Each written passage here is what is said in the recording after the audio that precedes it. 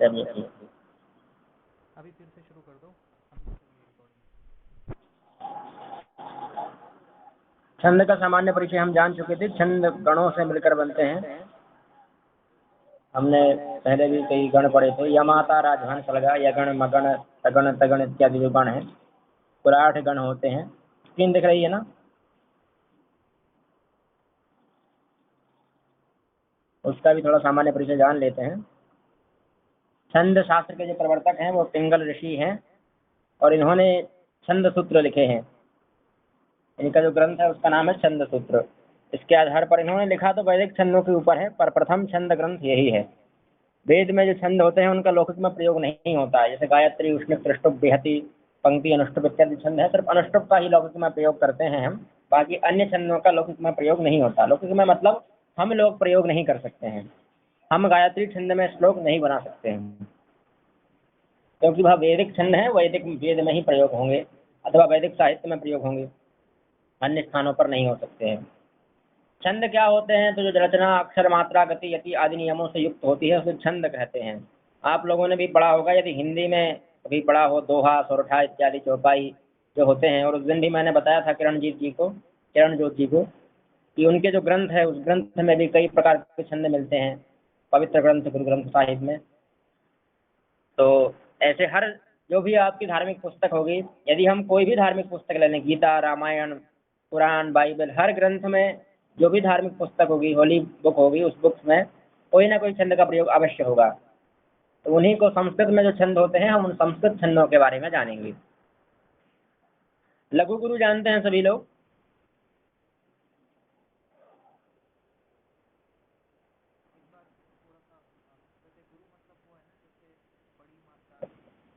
हाँ,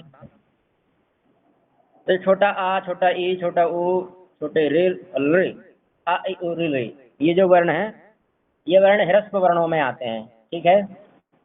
जो आ है, ई है, ऊ है, री है और लृ है, ये वर्ण ह्रस्व वर्णों में आते हैं। इनसे जो संबंधित वर्ण होंगे, जैसे का में आ की ई लगा दें तो की बनेगा, तो यह भी ह्रस्व में आएंगे, की, कु, क्री। ठीक है? अथवा का हो, खा हो, ही हो, समझ रहे हैं ना? गी हो,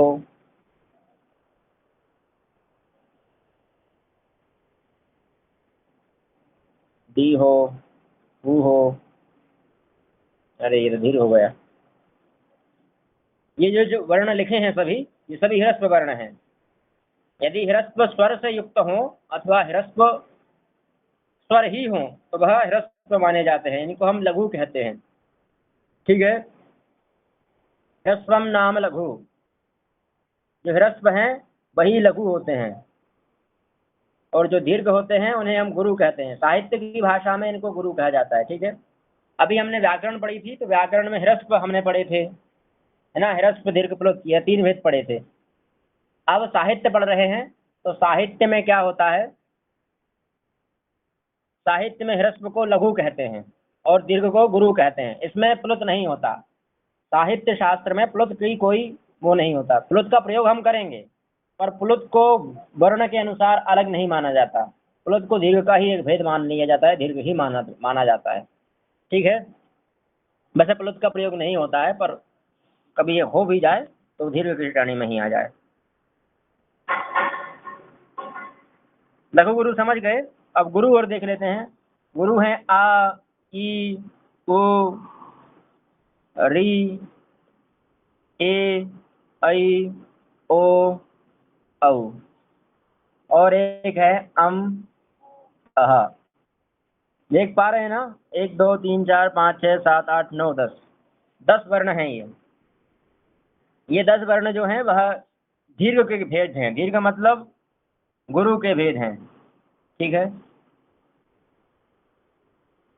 और इनसे जो संबंधित वर्ण होंगे, जैसे हम का में आ लगा दें तो का, ई लगा दें तो की, का में, और का में बड़ा ऊ लगा दें तो कू हो जाता है। उसी प्रकार से ए लगाएंगे तो के हो जाएगा, कई हो जाएगा, कऊ हो जाएगा, को हो जाएगा, कऊ हो जाएगा। तो ये सब भी किसके भेद हैं? गुरु के भेद हैं। गुरु का मतलब है दीर्घ। ठीक है, मैसेज आ रहे हैं, 2 मिनट रुकिएगा जरा।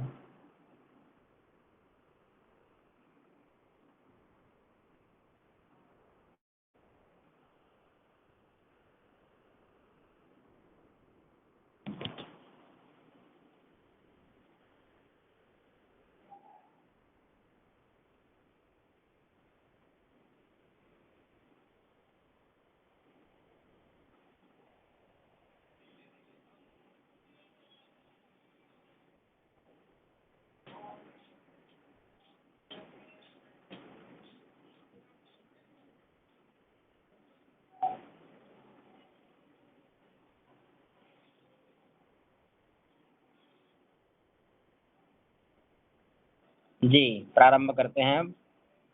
तो ह्रस्व और दीर्घ समझ गए ना, जिनको लघु और गुरु कहा जाता है साहित्य में।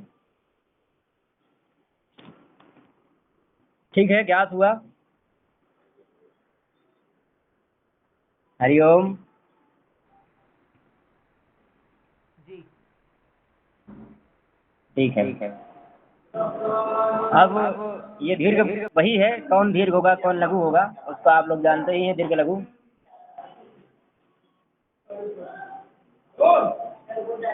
ठीक है, अब गणों के बारे में जान लेते हैं। सानुसारश्च दीर्घश्च विसर्गे च गुरुर्भवेत् वर्णः संयोगपूर्वश्च तथा पादान्तकोऽपि वा। एक नियम है कि सानुस्वारः यानी अनुस्वार सहित, अनुस्वार जानते हैं, ये ऊपर जो लगा रहता है इसको अनुस्वार कहते हैं, और जिसके नीचे जो लग जाए वो अनुनासिक हो जाता है। तो अनुनासिक की बात नहीं हो रही, यहाँ अनुस्वार की बात हो रही है। और सानुस्वारश्च दीर्घश्च, दीर्घश्च मतलब आ ई उ री ली ए ऐ ओ औ, ये जो वर्ण है, री का दीर्घ भी तो नहीं होता पर मैंने बोल दिया है। तो ये जो वर्ण है ये सभी वर्ण दीर्घ की श्रेणी में आते हैं। विसर्गी, विसर्गी मतलब ये दो जो चीजें रहती हैं, जैसे कहा खहा, ये जो है ना ये विसर्ग है। गुरुर भवेत यानी गुरु होना चाहिए। ठीक है। वर्ण संयोग पूर्वश्च, वर्ण के संयोग के पूर्व वाला वर्ण, ये थोड़ा ध्यान देने वाला है। और पादांत कोपि वा, पादांत कोपि मतलब एक छंद में कितने पाद होते हैं? एक छंद में 4 पाद होते हैं, और हर पाद का जो अंतिम वर्ण होगा, यानी चारों पादों का जो अंतिम वर्ण होगा वह विकल्प से गुरु होता है। यानी मान लीजिए वह ह्रस्व भी है तो हम उसे गुरु मान लेंगे। ठीक है। पाद का अंतिम वर्ण, ऐसे यही एक छंद है जो यहाँ लिखा है दीर्घश्च, यहाँ जो चा लिखा है ना, चा ही कर गया, ये चा लिखा है ना, ये चा ह्रस्व है, इसमें आ छिपा है। आ किसमें आता है? ह्रस्व में आता है ना। ये सभी छंदों में 4 पाद ही रहेंगे? क्या? सभी छंदों में सिर्फ 4 पाद ही रहेंगे क्या? हाँ, हर छंद में 4 पाद रहेंगे। जितने भी छंद हैं संस्कृत साहित्य में, हर छंद में 4 पाद मिलेंगे आपके लिए। तो यहाँ जो पहला पाद है सानुस्वारश्च, सानुस्वारस्थ दीर्घश्च, तो यहाँ पर भी दीर्घश्च में जो चा है, यह चा ह्रस्व है। ह्रस्व होने के बाद भी हम इसको दीर्घ मान लेंगे, किससे? पादांत कोपि वा, इस नियम से कि पादांत हो अर्थात इस पाद का अंत हो तो हम उसको क्या मान लें? गुरु मान लें। तो ये जो चा है ना ये गुरु हो जाएगा। नीचे का जो चा लिखा है ना, नीचे भी चा है। वर्ण संयोग पूर्वश्च, यह भी विकल्प से गुरु हो जाएगा। ठीक है। अब वर्ण संयोग पूर्वश्च, मैं बीच में छोड़ दिया था ये वर्ण संयोग पूर्वश्च। अब इसका मतलब क्या है वो हम आपको बता देते हैं। इसके लिए थोड़ा बड़ी स्लाइड लेते हैं। ये देखिए, जैसे रक्ता, क्या लिखा है? रक्त, इसमें विसर्ग घटा देते हैं। तो यह रक्त जो लिखा है ना, तो यहाँ गुरु कौन होना चाहिए आप ये बताइए।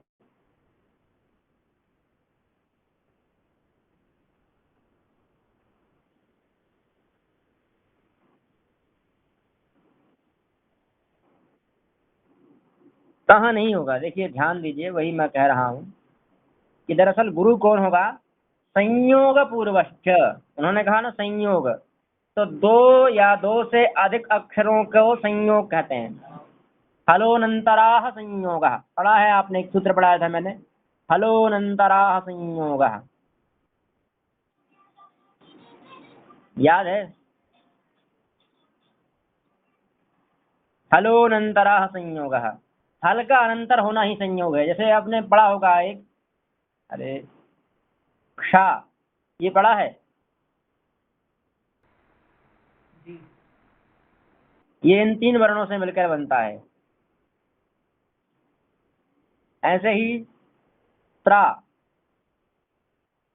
ये ता और रा से मिलकर बनता है। ऐसे ही ज्या अथवा ज्ञा,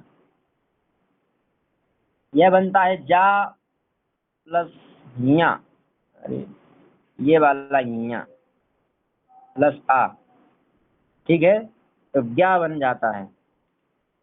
ये सब क्या है, संयुक्ताक्षर हैं। ऐसे ही अक्त, ये क्या है, संयुक्ताक्षर है, ठीक है। हर्ष, तो इसके ऊपर जो लिखा है ना, ये संयुक्ताक्षर है। ध्यान दीजिएगा किसी भी शब्द में, जैसे संयोग शब्द है, नहीं,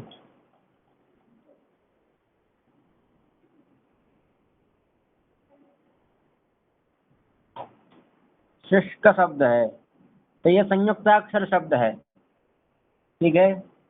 अथवा कोई और भी शब्द ले लीजिए आप, जैसे लक्ष्मण शब्द है, यहाँ ये संयुक्ताक्षर है कि नहीं है, लक्ष्मण का ये क्षमण है ना। ऐसे ही और भी ले लीजिए, शत्रुघ्न शब्द ले लीजिए, शत्रुघ्न, यहाँ ये घ्न है ना, ये संयुक्ताक्षर है कि नहीं, जी समझ रहे हैं ना। तो बस इसी संयुक्ताक्षर, और त्रा जो है यह भी संयुक्ताक्षर है, त्रा भी तो संयुक्ताक्षर है, जी समझ गए ना। अब हमें करना क्या है, इस संयुक्ताक्षर से जो पूर्व का वर्ण हो, पूर्व मतलब पहले का, उसको गुरु करना है। जैसे शत्रुघ्न भ्राता शब्द है, शत्रुघ्न भ्राता, अब यहाँ जो है ना ये ह्रस्व है, इसमें आ छिपा है ना, पर इसके बाद संयुक्ताक्षर है, और नियम के अनुसार संयुक्ताक्षर से पूर्व का वर्ण गुरु हो जाता है।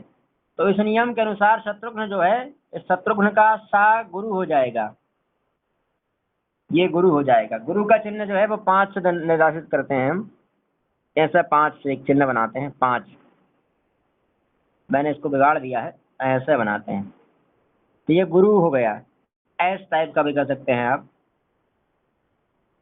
और फिर यहाँ बचा है हमारा रू, क्योंकि ता जो है वो आगे मिल गया, इसमें मिल गया था सा में, और यहाँ बचा है रू, और आगे क्या है घ, ये भी संयुक्ताक्षर है ना, तो इसलिए यह भी गुरु हो जाएगा। ना अकेला बचा है, ना में आ छिपा है, तो यह लघु हो जाएगा, ये बन जाएगा, ठीक है, ज्ञात हुआ। और उदाहरण देता हूं मैं, जैसे रक्त बिंदु।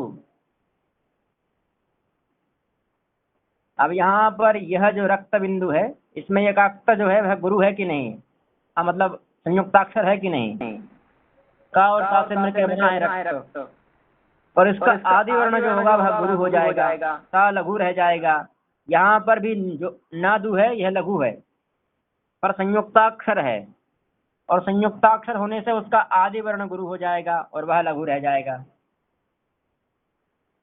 ठीक है, समझ में आ रहा है। जी चलिए अब गण जाने देते हैं, और जब मैं छंद वगैरह पढ़ाऊंगा तो समझा दूंगा। और गुरु लघु कितने गण हैं, 8 गण हैं। इनको याद करने का सबसे सरल तरीका है यमाता राजभंस अलगा याद करने का।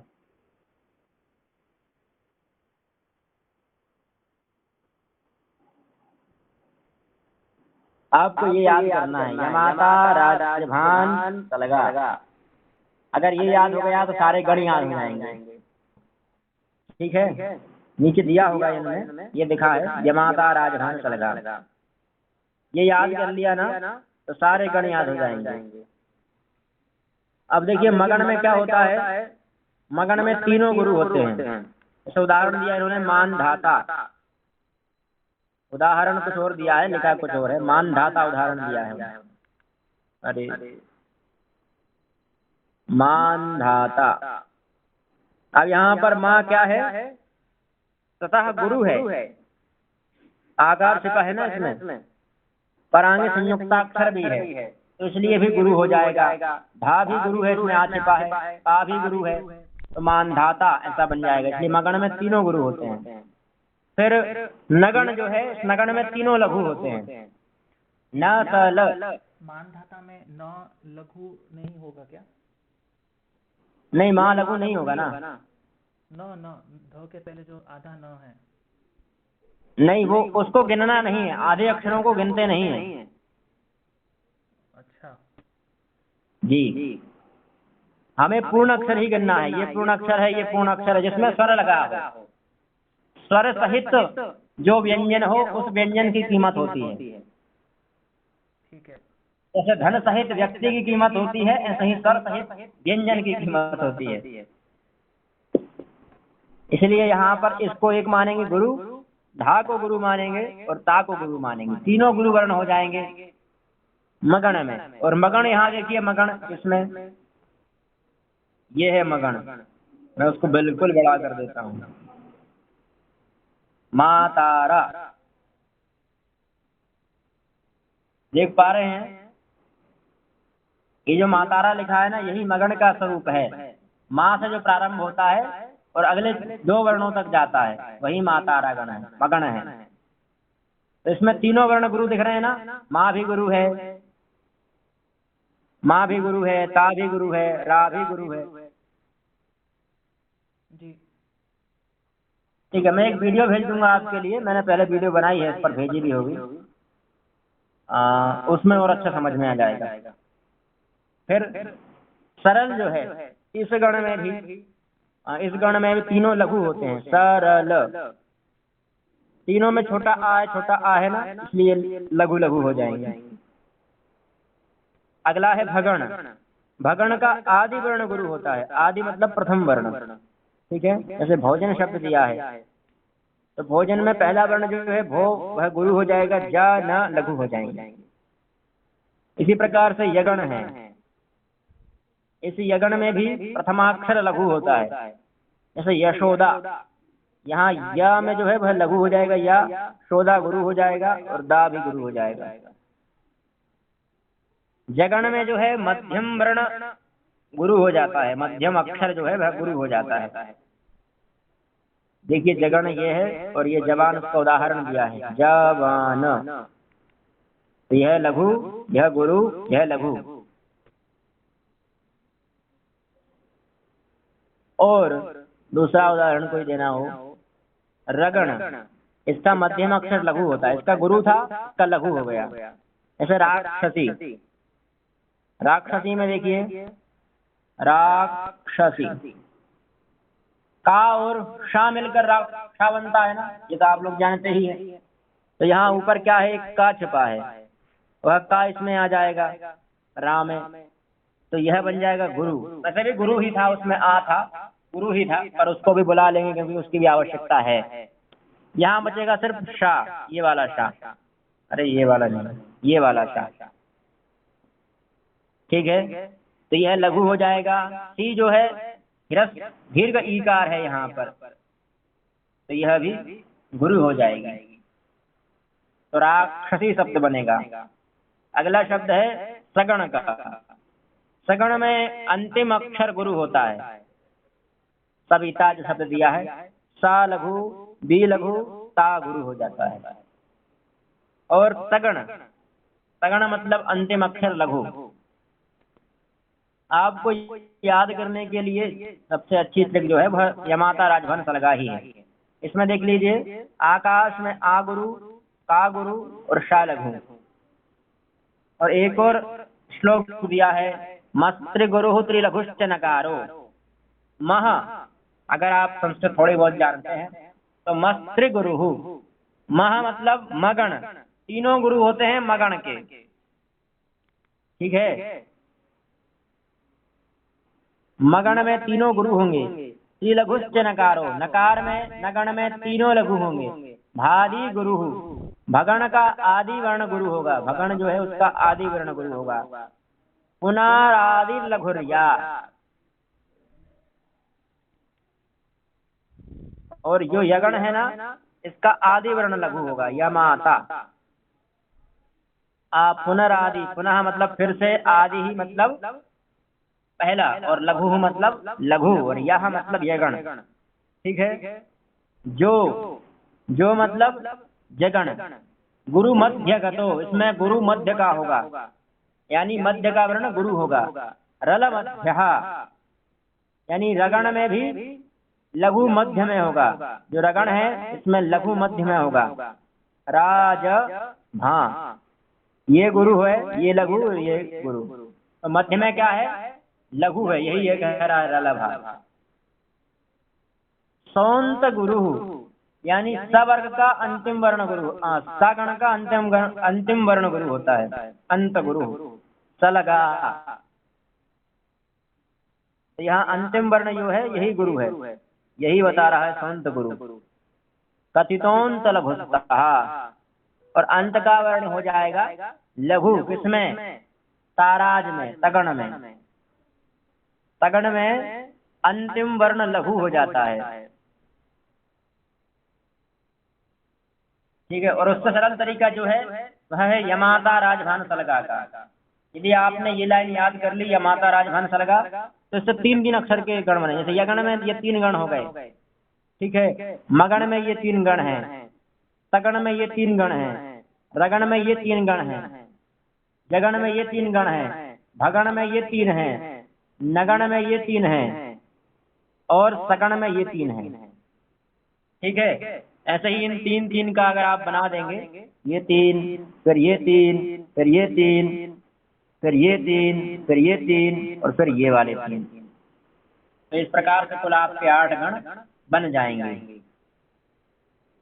अब हम आते हैं छंदों के भेद पर।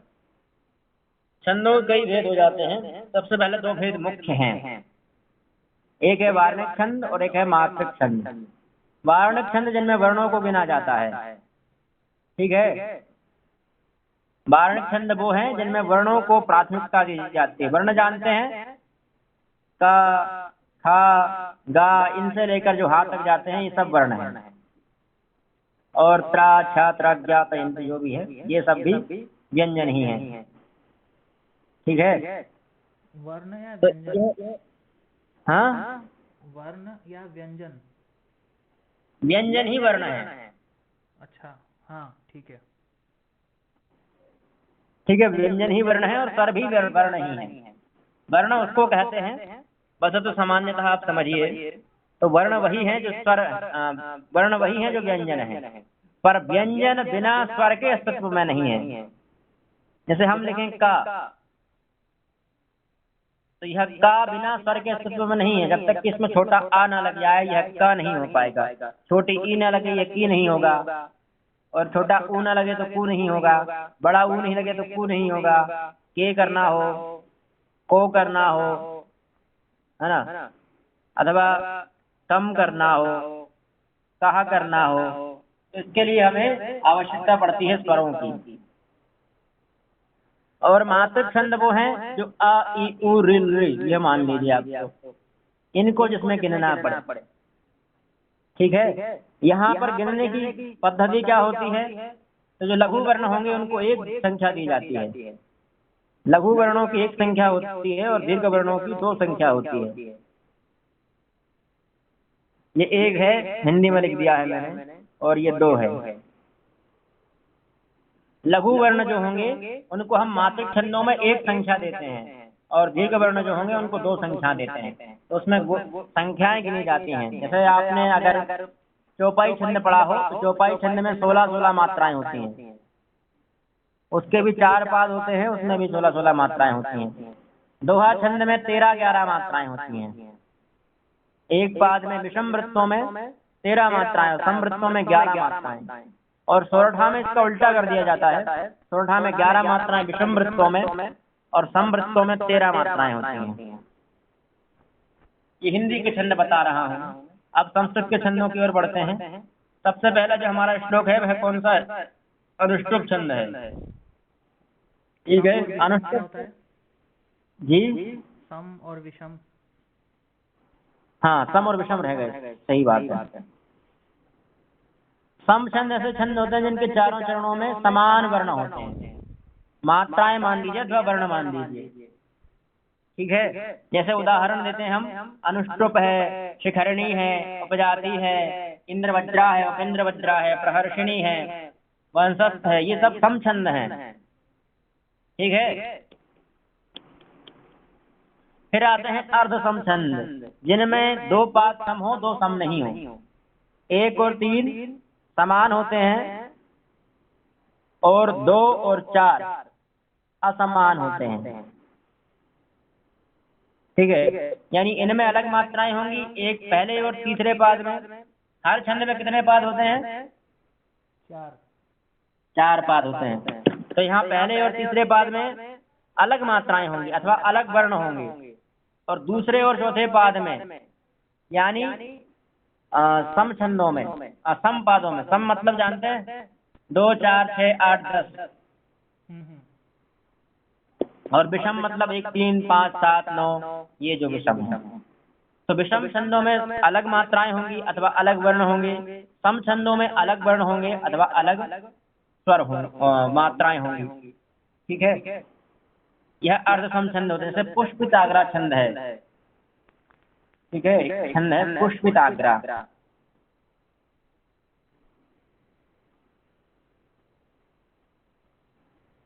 और विषम छंद वो होते हैं जिनके चारों पादों में अलग अलग मात्राएं होती हैं। चारों पाद जानते हैं, उन चारों में अलग अलग मात्राएं होंगी अथवा अलग अलग वर्ण होंगे। इसका उदाहरण है आर्या छंद, और भी उदाहरण है। आर्या छंद में अलग अलग मात्राएं होती है। यह मात्रिक छंद है, ठीक है, इसमें मात्राएं गिनी जाती हैं। लघु जातक एक ग्रंथ है ज्योतिष का, लघु जातक, उस लघु जातक में आर्या छंद का ही प्रयोग है, ठीक है। अब आप छंद जान गए, कोई समस्या हो यहाँ तक तो पूछ सकते हैं। फिर हम आगे चलते हैं अनुष्टुप पर।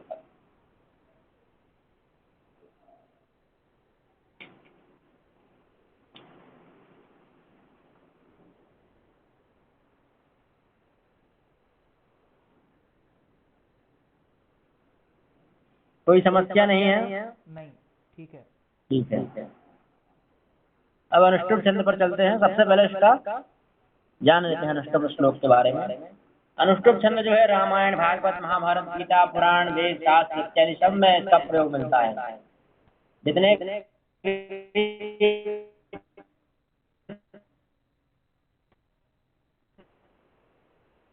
हेलो, आवाज नहीं आ रही है आपकी। जो हेलो,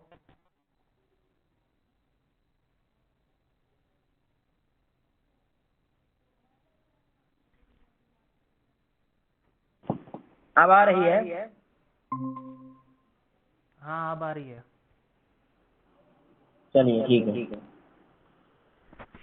तो जो महाभारत है, रामायण है, गीता है, भागवत है इत्यादि सभी, कोई सा भी ग्रंथ संस्कृत साहित्य का उठा लीजिए, ऐसा कोई ग्रंथ नहीं होगा जिसमें अनुष्टुप का प्रयोग ना किया गया हो। अनुष्टुप इतना प्रसिद्ध है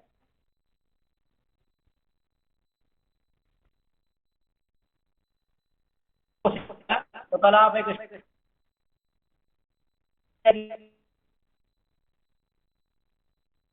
इतना सरल अनुष्टुप है। बस थोड़ा आपको संस्कृत आना चाहिए उसके लिए। चलिए, आपकी आवाज फिर से चली गई। आवाज कट रही है गुरुदेव। ठीक है, मैं पुनः जोड़ता हूँ, एक बार मैं लेफ्ट हो जाता हूँ।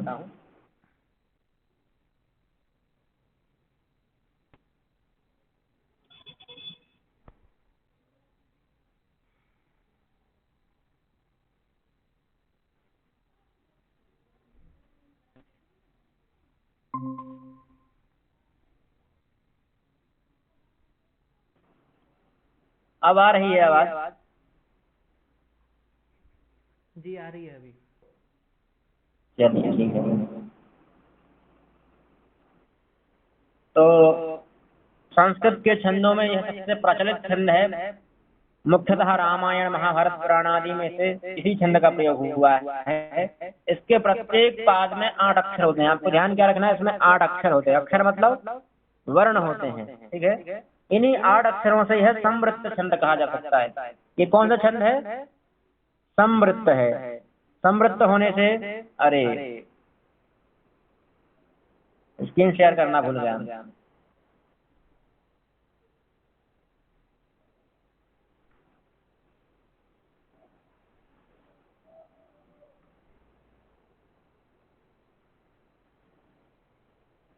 यह एक प्रकार का समवृत्त छंद है। संस्कृत के छंदों में यह सबसे अधिक प्रचलित छंद है। मुख्यतः रामायण महाभारत पुराण आदि में इसी छंद का प्रयोग हुआ। इसके प्रत्येक पाद में 8 अक्षर होते हैं और यह समवृत्त छंद भी है। समवृत्त का अर्थ समझ गए ना?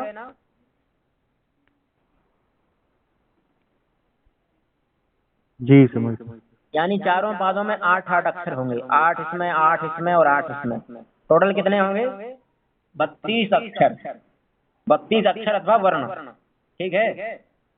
गिन लीजिएगा, अभी मैं गिनूंगा भी दूंगा। पहले हम इसका लक्षण घट लेते हैं। तो इसका लक्षण क्या है?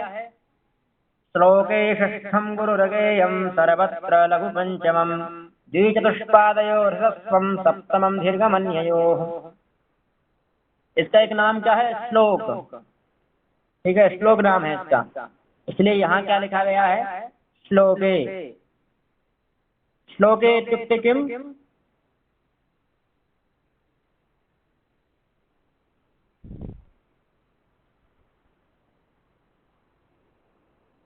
अनुष्टुप छंदसी, ठीक है। श्लोक का अर्थ क्या है? अनुष्टुप छंदसी, यानी अनुष्टुप छंद में क्या हो? षष्ठम। संख्याएं पढ़ी हैं आपने? जी। संख्या है षट, है ना? वैसे अगर आपने संख्या पढ़ी हो तो षट संख्या होती है। पंच षट कराभ्याम फट, तो ये षट संख्या है। और षट का मतलब क्या होता है? 6, ठीक है। और षष्ठम का मतलब है छठवा, यानी श्लोक का छठवा वर्ण क्या हो? गुरु। गुरु मतलब एस साइन वाला। गेयम मतलब जानना चाहिए, ठीक है।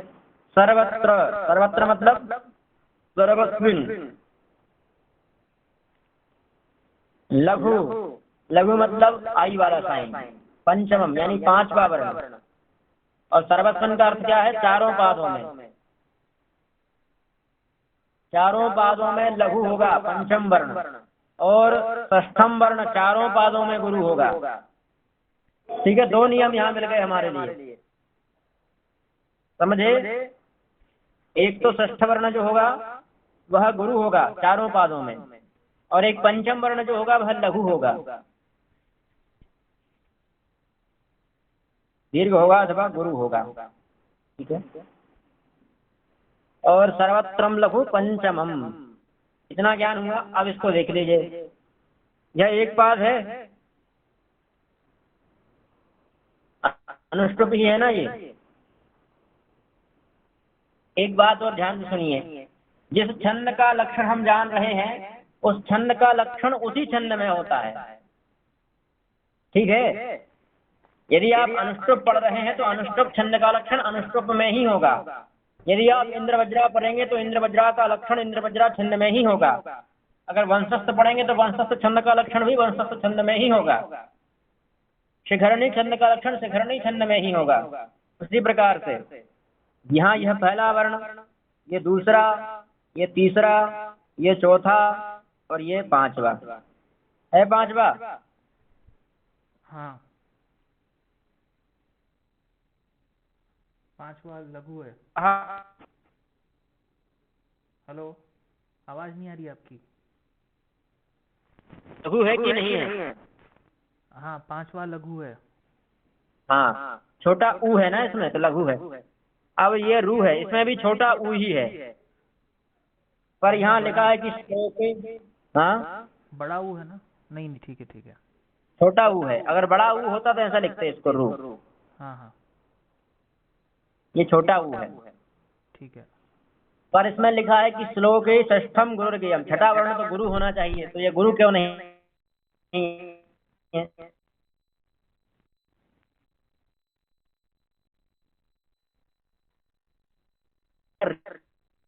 आपकी आवाज नहीं आ रही है।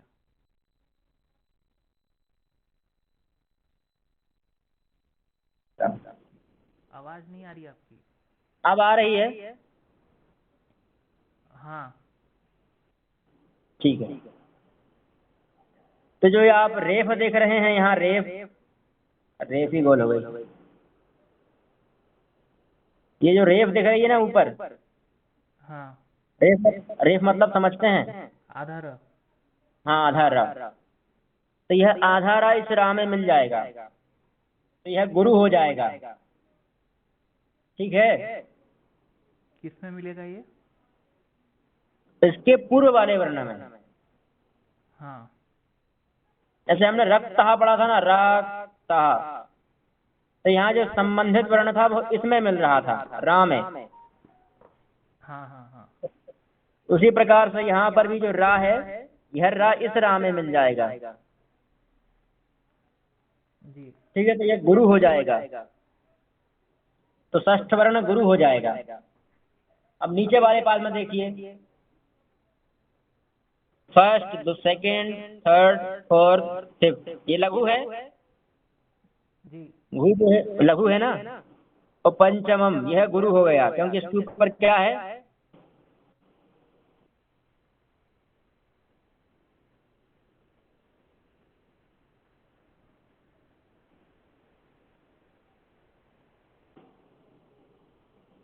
ओहो, लघु हो गया पंचम वर्ण, और यह अनुसूचित ये है। गलत है ना? हाँ? क्या? पंच पंच गलत है ना?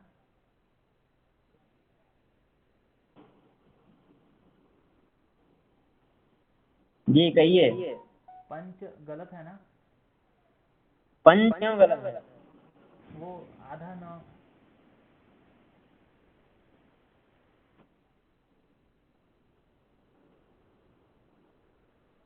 ये हिंदी वाला पंच है ना, संस्कृत में आधा न हाँ लिख के आएगा ना। हाँ, सही बात है, ऐसा लिखना चाहिए था इनको। ऐसा ही कह रहे हैं ना आप? हाँ हाँ। ठीक है, कोई दिक्कत नहीं, आप ये भी लिख सकते हैं, है तो हिंदी वाला। ये कौन विद्वान है जो इतना फोन लगा रहा है? तो ये पंचम वर्ण हो गया हमारा लघु, और षष्ठ वर्ण जो है वह गुरु हो जाएगा, और ये लघु क्यों हो जाएगा? क्योंकि इसके ऊपर अनुस्वार है ना, अनुस्वार।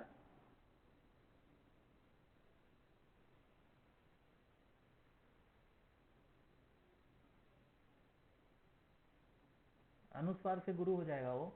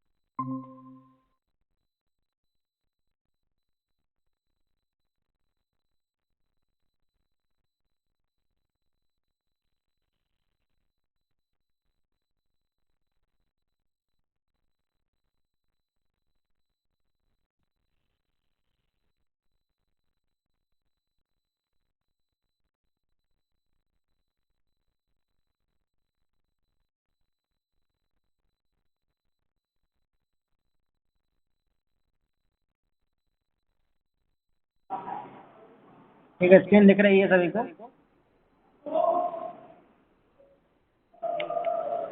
अब हम तीसरे पाद पर आते हैं, थोड़ा जल्दी तेज करते हैं। ये फर्स्ट, ये सेकंड, ये थर्ड, ये फोर्थ, ये फाइव। अब ये लघु है और यो जो है यह गुरु हो जाएगा। षष्ठ वर्ण है, छठा वर्ण है, पर गुरु हो जाएगा क्योंकि आगे रेफ भी है और यह यो में भी ओ छिपा है। ठीक है, यह गुरु हो जाएगा। चतुर्थ पाद में देखिए, पहला, दूसरा, तीसरा, चौथा, पांचवा, तो यह लघु हो जाएगा और यह गुरु हो जाएगा क्योंकि यह जो रेफ है ना, ये आगे चली जाएगी, इसमें आ जाएगी, और ये जो ना है ये ना आ जाएगा माँ में। ठीक है, संयुक्ताक्षर का आगे वाला वर्ण, ये संयुक्ताक्षर था, इसके आगे वाला वर्ण जो है वह गुरु होता है। ये संयुक्ताक्षर था, इसके आगे वाला वर्ण गुरु हो जाएगा। ज्ञात हुआ? दो लक्षण हमें समझ में आए, एक तो षष्ठ वर्ण गुरु हो, पंचम वर्ण लघु हो। अब थोड़ा आपको ध्यान देने की आवश्यकता है। यहाँ तक सरल था अनुष्टुप, थोड़ा कठिन यहाँ से होता है कि द्विचतुष्पादयो ह्रस्वम, दो शब्द हैं इसमें, द्विचतुष्पादयो दूसरा और चौथा पाद, ह्रस्व हो, ह्रस्व मतलब लघु हो। कौन लघु हो? तो सप्तमम, सातवां वर्ण जो है वह दूसरे और चौथे पाद में क्या हो जाता है? लघु हो जाता है। द्विचतुष्पादयो ह्रस्वम, कौन ह्रस्वम? तो सप्तमम ह्रस्वम। और दीर्घम, दीर्घम मतलब गुरु। अन्ययोः, अन्ययोः मतलब कौन अन्य दो बचे हैं? पहला दो, एक पहला है बचाना। हाँ, पहला और तीसरा, हाँ तीसरा, हाँ, समीचीन, बहुत सुंदर। पहला पाद देखिए, अब पहला पाद में सातवां वर्ण देखिए, पहला, दूसरा, तीसरा, चौथा, पांचवा, छठा, सातवां, ये कौन है? गुरु है कि नहीं है?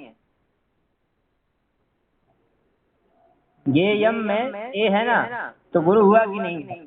हाँ, ठीक है।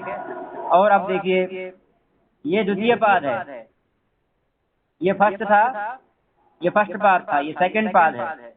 अब इसमें 3, 2, 5, 6, 7, ये सातवां वर्ण लघु है कि नहीं है? लघु है। ये छठा चा में हाँ, ये छठा है ना? नहीं, छठा तो ये था ना, ये छठा है, ये सातवां है। अच्छा, हाँ, तो ये भी लघु है। अब ये तीसरा पाद है, तीसरे पाद में ये कौन सा है लघु? 1, 2, 3, 4,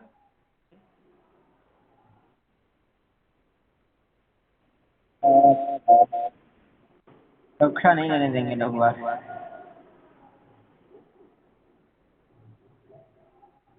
1, 2, 3, 4, 5, 6 और ये 7वां। अब यहाँ क्या लिखा है? ह्री, ये री है, रा नहीं है। और आगे सा है, संयुक्ताक्षर है। संयुक्ताक्षर से आदि का वर्ण क्या होता है? गुरु होता है। ठीक है, ध्यान रखिएगा, ये संयुक्ताक्षर से आदि गुरु होता है। हाँ ठीक है, ठीक है, आदि मतलब पूर्व का वर्ण, पहले का वर्ण। ये संयुक्ताक्षर है, स्वा, सा और वा मिले हैं यहाँ। अरे सब साफ कर देते हैं। ये स्वा और वा मिले हैं, सा और वा। इसका आदि वर्ण क्या है? हा। ये हा गुरु हो जाएगा क्योंकि इसमें हा और सा दो मिल रहे हैं। ठीक है, ये थर्ड पाद हो गया, इसका ह्रस्व, ये हा गुरु था। अब चौथा पाद, चौथा और अंतिम पाद, 1, 2, 3, 4, 5, 6 और ये 7, या है। या लघु है कि गुरु है?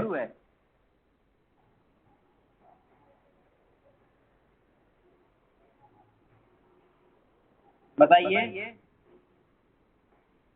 ये वाला जो या है, ये वाला जो या, ये लघु है कि गुरु है?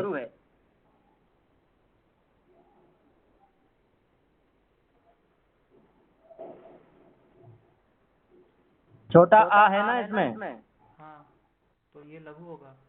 तो क्या हो जाएगा? लघु हुआ ना। हाँ, अब देखिए, अनुष्टुप को समझाने का सबसे सरल तरीका मैं बताता हूँ। व्हाट इज अनुष्टुप? प्रथम पाद देखिए, 1 2 3 4 5 6 7 8, ठीक है। सेकंड पाद में गुरु,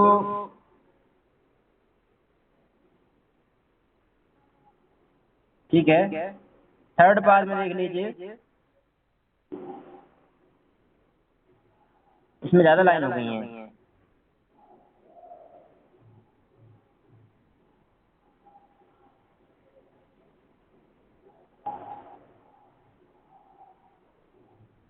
और फोर्थ पाद में देखिए,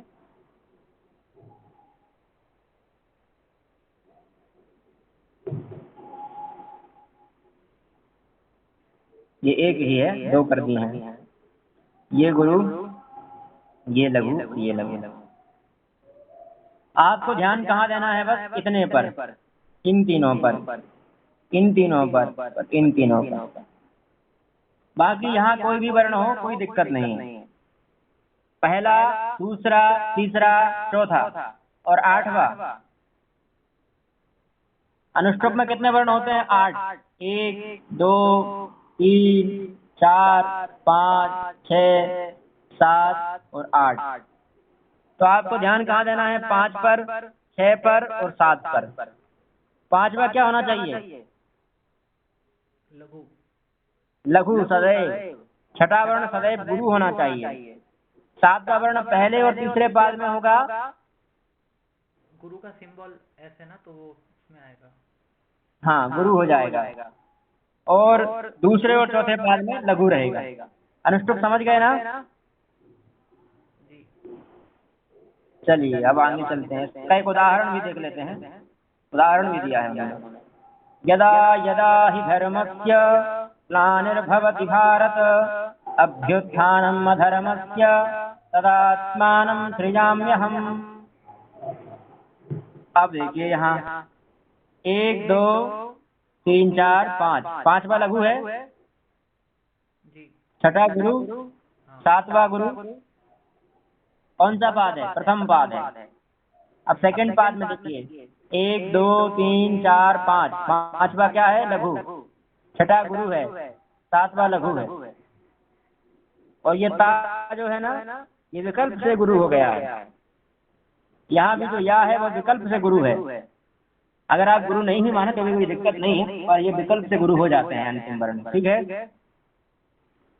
अब तीसरा पाद देखिए 1 2 3 4 5 6 7, अरे 5 पे था अपन। पांचवा लघु, छठा गुरु, सातवां गुरु। ठीक, गुरु कैसे हो गए वो मैं बता देता हूँ। धा कैसे गुरु हो गया? र के वजह से। हाँ, रेफ होने से। और माँ सा होने से, ठीक है। ये सा के होने से माँ गुरु हो गया, ठीक है किरण जोत जी? हाँ जी। अब फोर्थ पाद में देखिए, चतुर्थ पाद में। इसको क्या ये बोलते चतुर्थ हैं? पाद है। प ना, रेप बोलते हैं ना इसको। रेफ, फ है, फ, फ, रेफ। फ, रेफ। ठीक है। अब ये 1 2 3 4 5, ये हो गया लघु, ये गुरु और ये लघु, ठीक है ना। अब बाकी इन वर्णों से हमें कोई मतलब नहीं है, यहाँ पर कुछ भी होता रहा है। समझ गए? जी। चलिए एक और उदाहरण दिया है। वागर्थाविव संवृत्तौ वागर्थ प्रतिपत्तये जगतः पितरौ वंदे पार्वती परमेश्वरौ। ठीक है, थोड़ा यहाँ ले आए।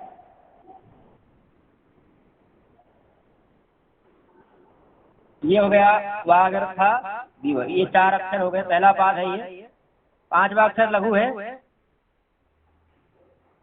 6ठा अक्षर गुरु हो गया, 7वां अक्षर गुरु हो गया। ये दूसरा पाद है। 1 2 3 4 5, 5वां लघु, ये लघु, 6ठा गुरु, 7वां लघु। ठीक है, कोई समस्या हो तुरंत बोलिएगा। जगतः पितरौ वंदे पार्वती परमेश्वर, उसमें भी देखिए। अरे ये थर्ड पाद है, थर्ड पाद है। 1 2 3 4 5, ये 5वां लघु, 6ठा गुरु, 7, ये चौथा पाद है।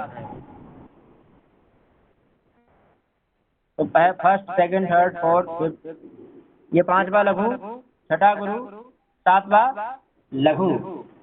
ठीक है, ISI, और यहाँ क्या था, ISS ISS ISI, ऐसे भी याद कर सकते हैं, ISI ISS ISI ISS। ठीक है, वैसे तो याद करने के लिए आपको लक्षण याद करना चाहिए, पर ये भी ठीक है। एक और उदाहरण दिया उन्होंने, उपमा कालिदासस्य भारवेरर्थगौरवम दंडिनः पदलालित्यम माघे संधितयो गुणः। यहाँ पर भी देख लीजिए, 1 2 3 4 5, ये 5वां लघु, 6ठा गुरु, 7वां गुरु। फिर दूसरे पाद में देखिए, 1 2 3 4 5, 5वां लघु, 6ठा गुरु, 7वां लघु।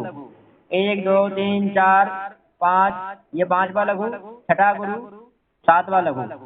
1 2 3 4, और ये 5, ये 5वां लघु, 6ठा गुरु और 7वां लघु। और भी दिया है, बहुत उदाहरण है। ठीक है, समझ गए जी। यहाँ तक? कोई समस्या? नहीं गुरुजी। अगला लक्षण देखते हैं। स्यादिन्द्र वज्रायदितं जगौगा। ठीक है, सब छंदों की लय अलग अलग होती है। उसकी लय ली, श्लोके षष्ठम गुरुरगेयम सर्वत्र लघु पंचमम चतुष्पादयोरस्वम सप्तमम दीर्घमन्ययोः। और इसका है स्यादिन्द्र वज्रायदितं जगौगा। ठीक है, अब स्यात् मतलब हो। स्यात् मतलब क्या होता है? हो। इंद्र वज्रा यानी इंद्र वज्रा छंद में यदि, यदि मतलब यदि, ठीक है, यदि का मतलब यदि ही है। तो क्या हो? तो कहा तऊ। तऊ में कौन सा वचन है? गुरु। तऊ में वचन कौन सा है? वचन एक वचन है या द्विवचन है? अच्छा, द्विवचन है। द्विवचन। द्विवचन है ना? तो देखिए 2 बार क्या लिखा है यहाँ। उसी प्रकार जगऊ, जगऊ में भी जा और गऊ। अब यहाँ ये नहीं है कि गऊ को 2 बार मान लीजिए आप, यहाँ गऊ को 2 बार नहीं मानना है। 2 मिनट रुकिएगा जरा, मैं आता हूँ। हाँ बोले।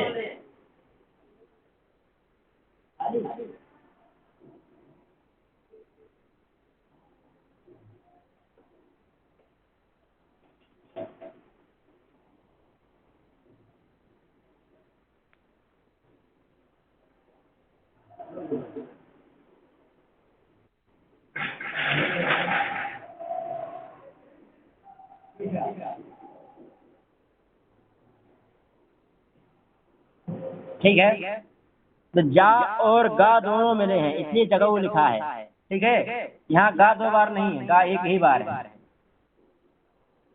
तो जगऊ का जा और गऊ का ये गा, और फिर इस गाले गा का ये है।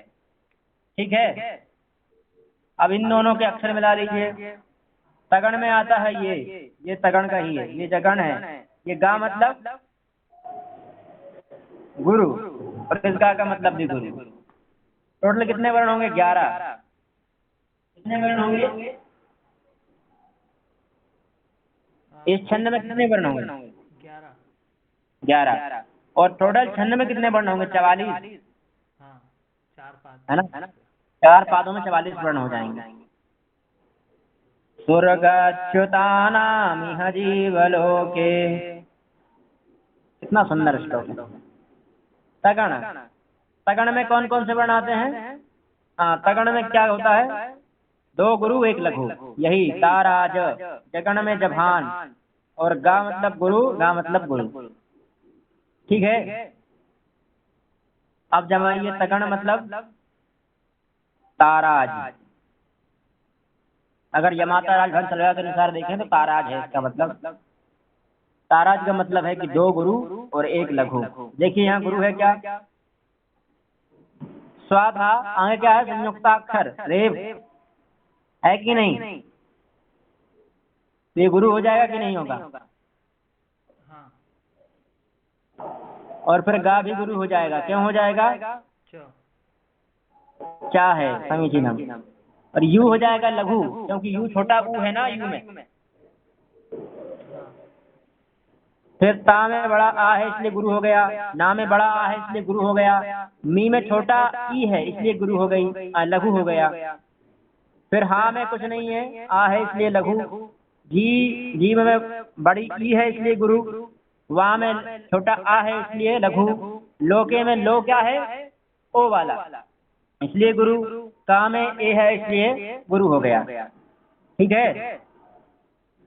ए और आई दोनों भी गुरु में ही आएंगे। हाँ, ए आई ओ औ, हाँ ए ओ औ ये भी गुरु में ही आते हैं। ठीक है। अब इसमें लगाइए चत्वारी, चा गुरु हो जाएगा।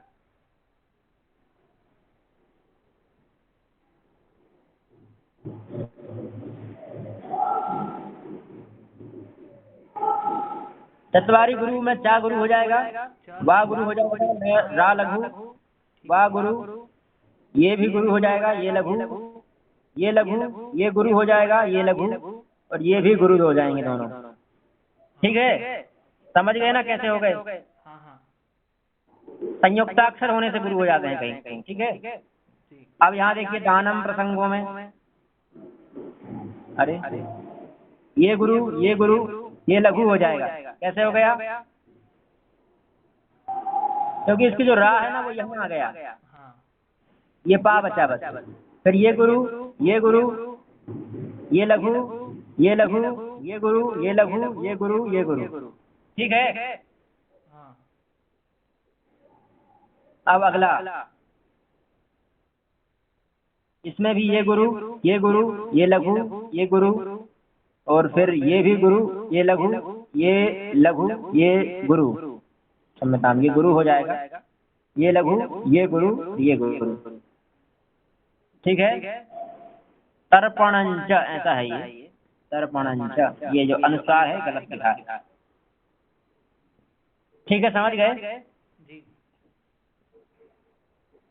अब यहाँ चा गुरु कैसे हो गया?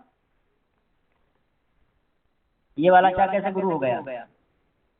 वो लक्षण नहीं, आखिरी में है ना, तो बोलते हाँ, आखिर में है, अंत्य अक्षर है इसलिए गुरु हो गया। पाद का अंतिम अक्षर है इसलिए गुरु हो गया।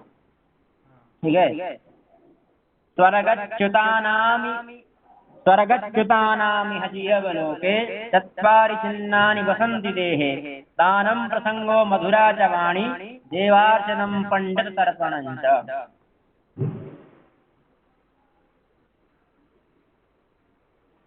स्वर्गच्युतानामि, स्वर्ग से जब जो अच्युत हैं, निकल चुके हैं, ऐसे लोग भी यहाँ पर 4 प्रकार के चिन्हों से अपने देह में रहते हैं। 4 प्रकार कौन कौन से हैं? तो दानम प्रसंगो, यानी दान करते हैं, मधुरा च वाणी, जिनकी वाणी मधुरा है, और देवार्चनम, भगवान में जिनको अर्चन करते हैं, और पंडित तर्पणं च, तर्पण वगैरह करते हैं, पंडितों के द्वारा करवाते हैं अथवा या खुद करते हैं। और कोई उदाहरण दिया है इन्होंने, अर्थो हि कन्या परकीय एव तामद्य संप्रेष्य परिगृहीतुः, जातो ममायं विशदः प्रकामं प्रत्यर्पितन्यास इवान्तरात्मा। अर्थो हि कन्या परकीय एव, कामद्य सम्प्रेष्य परे ग्रहीतुः जातो ममायं विशदप्रकामं प्रत्यर्पितन्यास इमान्तरात्मा। ऐसे ही इसको भी आप गा सकते हैं। स्वर्गच्युतानामिह जीवलोके चत्वारि चिह्नानि वसन्ति देहे दानं प्रसंगो मधुरा च वाणी देवार्चनं पंडिततर्पणं च। मेरी ध्वनि उतनी अच्छी नहीं है, आप लोग तो और अच्छा गा सकते हैं अगर प्रयास करें तो। हजीब का क्या मतलब है? ठीक है जी, हजीब का क्या मतलब होता है? किसका? हजीब वो ऊपर लिखा हुआ है ना, इसके पहली पंक्ति में, इसके ऊपर, कहाँ? इसके ऊपर ये हाँ, हजीब लोके। कहाँ? ये वाला? हाँ ये मिला दिया है, मिला लीजिए। ताना तान मिहा मिहा यहाँ यह है। अच्छा, ठीक है, ये संधि हो गई है, अलग अलग कर दिया है इन्होंने, ये मिला हुआ था। यह मतलब यहाँ। ठीक है ठीक है, और ये अलग उदाहरण है, इसको भी आप कर सकते हैं। ये गुरु, ये लघु, ये भी गुरु, ये लघु, फिर ये गुरु, ये गुरु, ये लघु, ये लघु, ये गुरु, ये लघु, ये दोनों गुरु हो जाएंगे। फिर ये गुरु है, ये भी गुरु रहेगा, ये लघु, ये गुरु, ये गुरु, ये लघु, फिर लघु, फिर गुरु, फिर लघु, फिर गुरु, फिर गुरु। ऐसे यहाँ भी गुरु गुरु लघु, गुरु गुरु लघु, लघु गुरु लघु, गुरु गुरु गुरु।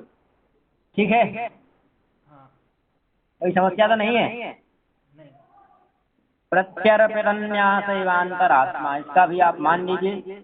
मान लीजिए क्या है ही, ये भी गुरु है, ये भी गुरु है, ये लघु हो जाएगा, ये गुरु हो जाएगा, ये गुरु, ये लघु, ये लघु, ये गुरु, ये लघु, ये दोनों गुरु। ठीक है, कोई समस्या यहाँ तक? अगर हो तो पूछ सकते हैं। गुरु कैसे हो गए हैं वो आप सब लोग जानते ही हैं, आगे संयुक्त अक्षर हैं। ये ता है, ऊपर रा है, ना है, ना है, ये सब संयुक्त अक्षर वाले हैं, ये भी संयुक्त अक्षर कर देगा। ठीक है, तो इनसे आगे वाले जो वर्ण होंगे वह गुरु हो जाएंगे। अब उपेंद्र वज्रा, इसको आज ही पढ़ें या कल पढ़ लें? आप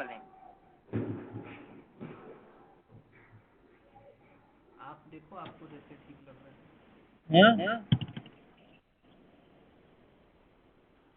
आज ही पढ़ लें। ठीक है, आप बताइए कब पढ़ना चाहेंगे, आज या कल? मुझे कोई प्रॉब्लम नहीं है, बाकी आप देख लो, आप और बाकी लोग। और किसी कोई समस्या हो तो बताइए। और कोई जुड़े भी हैं या लेफ्ट हो गए हैं सब? डॉक्टर, हाँ, किसी कोई समस्या है क्या? ठीक है, कर लो कंटिन्यू। ठीक है, आप रिकॉर्ड कर रहे हैं ना? हाँ जी। चलिए। उपेंद्र वज्रा जसजा ततौ गौ। उपेंद्र वज्रा जानते ही हैं आप, एक छंद का नाम है। ठीक है, हर छंद का एक नाम होता है, ये उसका लक्षण है, और लक्षण भी उसी छंद में होता है। उपेंद्र वज्रा जसजा ततौ गौ, इन दोनों में ज्यादा अंतर नहीं है। अभी हमने जो इंद्र वज्रा पढ़ा ना और उपेंद्र वज्रा, इन दोनों में ज्यादा अंतर नहीं है। अंतर क्या है? बस एक ही अंतर है। अंतर क्या है बताऊं? ये जो यहाँ गुरु था ना, इसको लघु कर दीजिए, बस इतना सा ही अंतर है। समझ गए जी।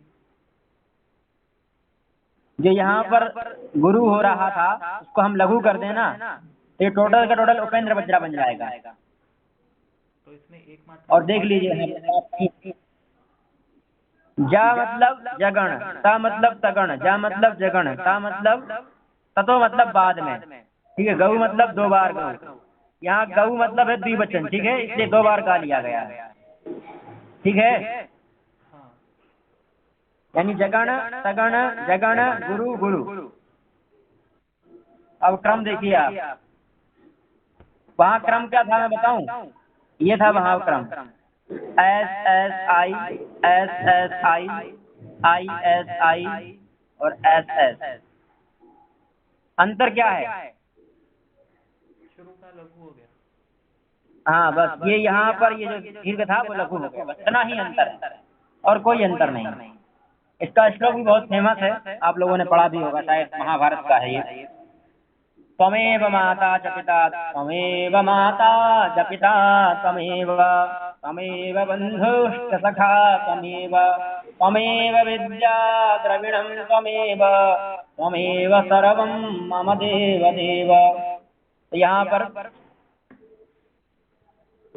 ये देखिए, का मतलब ये लघु हो जाएगा, माँ गुरु हो जाएगा, वा लघु हो जाएगा, माँ का माँ गुरु, ता का गुरु, चा लघु, पी लघु, ता गुरु, पा लघु, माँ गुरु, में गुरु और वा गुरु। वा गुरु कैसे हो गया? विकल्प से, अंतिम वर्ण है।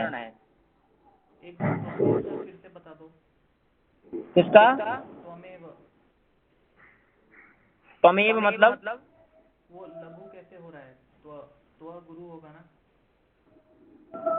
त्वा, ये त्वा। हाँ, ये पहले का भी, पहले अक्षर का भी। अच्छा ये वाला त्वा, ये तो इसके पहले कोई नहीं है ना। हाँ। नियम क्या है कि संयुक्ताक्षर से पहले कोई वर्ण होना चाहिए। जैसे यहाँ संयुक्ताक्षर है, ये संयुक्ताक्षर है, इसके पहले क्या है? ता, तो ये ता इसमें मिल जाएगा। ये जो लघु ठीक है, है, त के लिए है कि त्व के लिए है लघु?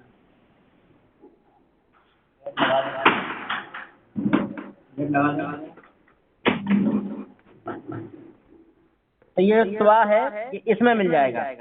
नहीं, मैं क्या पूछ रहा हूँ, जैसे शुरू का जो शब्द है ना त्वमेव, तो ये वाला। हाँ, तो इसमें जो हमने लघु लिखा है, लघु त्व के लिए लिखा है या त्व के लिए लिखा है? किसके लिए? त्व। हाँ, तो एक जगह पर हमने, मैं ये पूछ रहा हूँ, जैसे आधा त है तो सिर्फ आधा त के लिए हम लघु बोल रहे हैं, या आधा त और पूरा व मिला के जो त्व बनता है उसको मिला के हम लघु बोल रहे हैं? कौन सा है वो दोनों में से? आधा ता और वा मिलाकर लघु बोल रहे हैं। देखिए, अगर वह आदि में होगा तो गुरु नहीं माना, लघु नहीं माना, गुरु नहीं माना जाएगा। यानी यहाँ जो लिखा है ये गुरु नहीं मानेंगे, इसको लघु ही मानेंगे। अच्छा, नीचे भी लघु ही मानेंगे, नीचे भी त्वा लिखा है ना, तो हर जगह लघु लघु मानेंगे। और ये पिता के बाद में जो त्वमेव है, पर वो तो आदि में नहीं है ना, ये अच्छा, तो उसमें वो ता में आ जा रहा है गुरु। हाँ ठीक है। हाँ, ये यहाँ पिता में आ जाता है ना। हाँ हाँ, ठीक है ठीक है। ये इसमें मिल जाएगा आदि में, तो ये गुरु हो जाएगा। यहाँ पर खाली बा ही बचेगा। हाँ ठीक है। ठीक है। इसी प्रकार से नीचे के छंद में भी देख लीजिए आप, यहाँ पर भी आई एस आई एस, नहीं है तो गुरु होना चाहिए। गुरु गुरु लघु, फिर लघु गुरु लघु गुरु गुरु। थोड़ा बड़ा कर देता हूँ। यहाँ पर भी ये लघु, ये गुरु, ये लघु, ये गुरु, ये लघु, और ये भी गुरु है। ये गुरु, ये लघु, ये लघु, ये गुरु, और ये भी लघु, टी बन गया। ये लघु, ये गुरु, ये गुरु। ठीक है, ये विकल्प से हो गया। और विद्या में द और य है, ये दा जो है वो इसमें मिल जाएगा, इसलिए गुरु हो गया। द्रविणम का जो रा है वो इसमें आ जाएगा, दा आ जाएगा, रा बचेगा यहाँ। ठीक है, तमेव का ता यहाँ पहुंच जाएगा, तो ये हलंत हो जाएगा। हाँ, वा अकेला रह जाएगा। ठीक है जी। अगला देख लेते हैं, तमेव में भी यहाँ पर भी ये लघु, ये गुरु, ये लघु, ये गुरु, ये गुरु, ये गुरु, ये लघु, ये लघु, ये गुरु, और ये लघु, ये गुरु, और ये भी गुरु। ये भी विकल्प से गुरु हो गया है। ठीक है। पिता सखायो गुरव स्त्रियश्च न निर्गुणानां हि भवन्ति लोके। तो यहाँ पर भी ये लघु, ये गुरु, ये लघु, ये गुरु, ये गुरु, ये लघु, ये लघु, ये गुरु, ये लघु, ये गुरु, और ये गुरु। ठीक है, मतलब अंतिम अक्षर ना? क्या? विकल्प मतलब अंतिम अक्षर ना? विकल्प मतलब होता है होना और नहीं होना। अच्छा। ठीक है, विकल्प मतलब होता है हमारे मन पर होना। हाँ हाँ हाँ, ठीक है। हमें जैसे हमारे पास कोई 4 विकल्प आ जाए तो हम तो मन से जो होगा वो कर लेंगे। हाँ तो यहाँ विकल्प में ये मन है कि आप गुरु भी मान सकते हैं, लघु भी मान सकते हैं, कोई दिक्कत नहीं। अच्छा। ठीक है, अगर गुरु भी होगा ना तो लघु हो जाएगा। मान लीजिए कोई कोई छंद में ऐसा है कि अगर मान लो गुरु है, लघु होना चाहिए पर गुरु हो गया है तो वह भी हम लघु मान लेंगे क्योंकि विकल्प से है। तो उसमें मतलब उच्चारण का तरीका बदलता है क्या? नहीं, कोई तरीका नहीं बदलेगा, वो सब ऐसा ही रहेगा। अच्छा। जी, बस इसको गुरु मान लेते हैं क्योंकि यह अंतिम अक्षर है और अंतिम अक्षर पर उतना ध्यान नहीं दिया जाता, इसलिए चा ही इन शब्दों का प्रयोग करते हैं। जो आप देखेंगे ना अधिकतर श्लोकों में चा मिलेगा, ही मिलेगा, इहा मिलेगा, वो भी हम यहाँ ये इहा देखे थे, है ना, खलु मिलेगा, ननु मिलेगा, ये सब श्लोक की पूर्ति करने के लिए लगाए जाते हैं। और इस वाले श्लोक को भी देख लेते हैं। ये हिताश्च लघु लघु फिर गुरु फिर गुरु फिर लघु फिर लघु फिर गुरु फिर लघु फिर गुरु फिर गुरु। ठीक है, तो ये बन गया। ठीक है, यहाँ तक कोई समस्या है? नहीं। अब हमने 2 छंद पढ़े हैं अभी तक, मतलब 3 पढ़ लिए हैं, 2 ही। एक था इंद्रवज्रा, इंद्रवज्रा प्लस उपेंद्र वज्रा। ठीक है, इंद्र वज्रा और उपेंद्र वज्रा 2 ही छंद पढ़े थे ना? हाँ। एक अनुष्टुप भी था। इन दोनों को मिला देंगे, क्या बनता है? उपजाति। ये प्लस लिखा है ना मैंने यहाँ, यानी इंद्र वज्रा में उपेंद्र वज्रा मिला दें या उपेंद्र वज्रा में इंद्र वज्रा मिला दें तो बनेगा क्या? उपजाति। ये देखिए यहाँ लिखा है, ये उपजाति छंद। ठीक है, ये उस उपजाति को हम कल पढ़ लेंगे, ये लिखा भी है। इससे पूर्व में कहे गए इंद्र वज्रा और उपेंद्र वज्रा के चिन्हों को धारण करने वाले जिनके 2-2 चरण हो, जिस पद्य के पादों में इंद्र वज्रा और उपेंद्र वज्रा छंदों का मिश्रण हो, प्रत्येक पाद में 11 अक्षर हो, उसे इंद्र उपेंद्र उपजाति कहते हैं। ये यहाँ पर दिया भी है उन्होंने। एकादपत्रम जगतम जगतः प्रभुत्वम नवम वयः कांतमिदं वपुश्च अल्पस्य हेतोः बहुहातुमिच्छन् विचार मूढ़ः प्रतिभाति मे त्वम्। ठीक है, उसके बाद कोई छंद है, वंशस्थ है, असमतलिका है, फिर मालिनी है। ठीक है, तो आज की कक्षा में इतना ही। और आप ये मुझे भेजने में समर्थ हैं क्या? जी। अगर भेजने में रिकॉर्डिंग भेजने में समर्थ हूँ तो रिकॉर्डिंग भी भेज दीजिएगा मुझे, मैं इसको यूट्यूब पर डाल दूंगा, तो वहाँ से जो नहीं आए हैं वो भी दिख पाएंगे।